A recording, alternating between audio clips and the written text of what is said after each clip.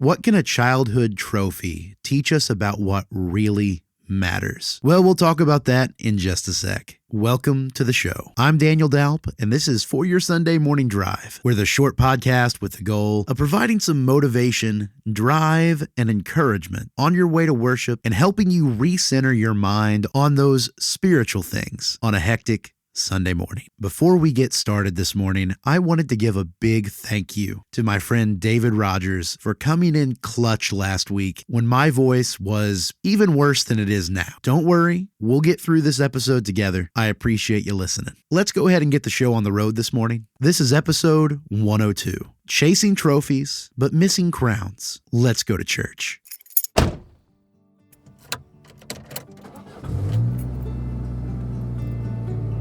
Are we there yet?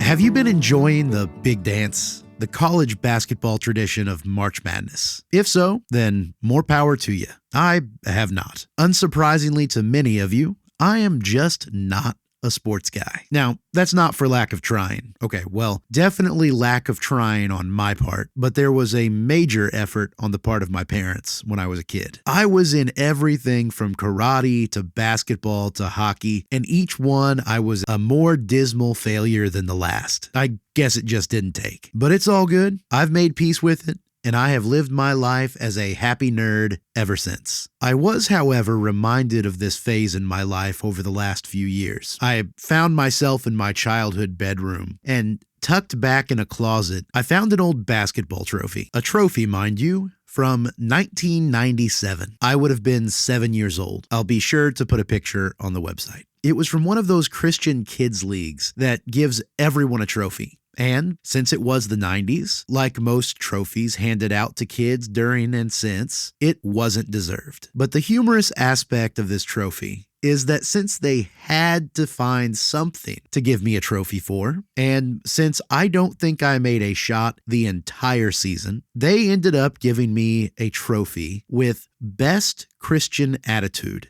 inscribed upon it for memorizing the most Bible verses. Certainly a trophy not earned, but what a conversation piece. And you better believe my family loves bringing it up whenever they get the chance. And it's all in good fun. But you know, as I was reflecting on that trophy and all the jokes it's prompted over the years, I couldn't help but ask a question of myself. I wonder if it would still be awarded to me today, all these years later. Certainly, no, not for basketball, but for, quote, Best Christian Attitude. And after a brief self-assessment, I'd have to say probably not. I wish it would, though. And that got me to thinking about other trophies that we cling on to or that we seek after that are ultimately, at the end of the day, of little value compared to our genuine Christ-likeness. What do we value that God doesn't? Do we strive after the prize of wealth and fame? Do we labor for the trophy of image and reputation? Do we covet the trappings of applause and recognition? Do we cling to the crown of busyness and productivity? Or do we long to wear the medal of material success? You know, the Bible tells us these things are all temporal, not eternal. 1 Corinthians chapter 9, 24 and 25 says, "Do you not know that those who run in a race all run, but only one receives the prize? Run in such a way that you may win. Everyone who competes in the games exercises self-control in all things, so they do it to obtain a perishable wreath, but we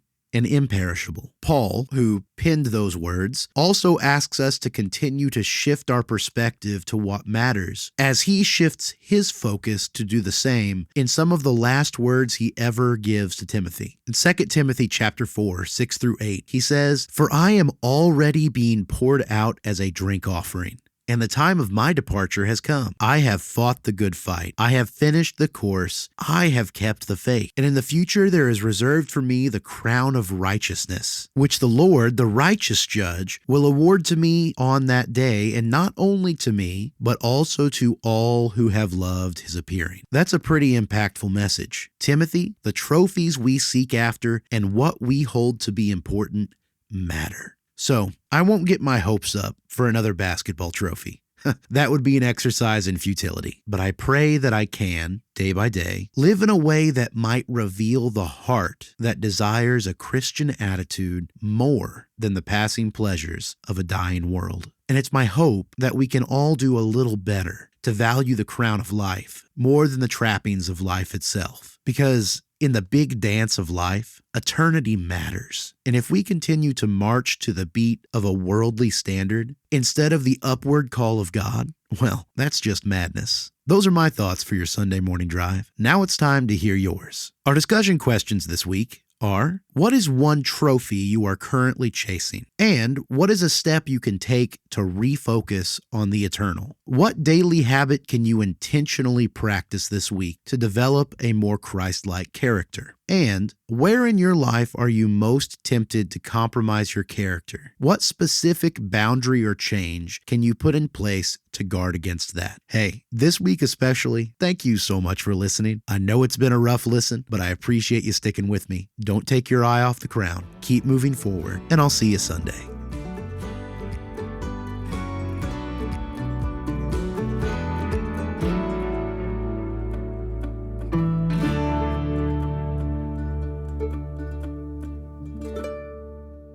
We're here.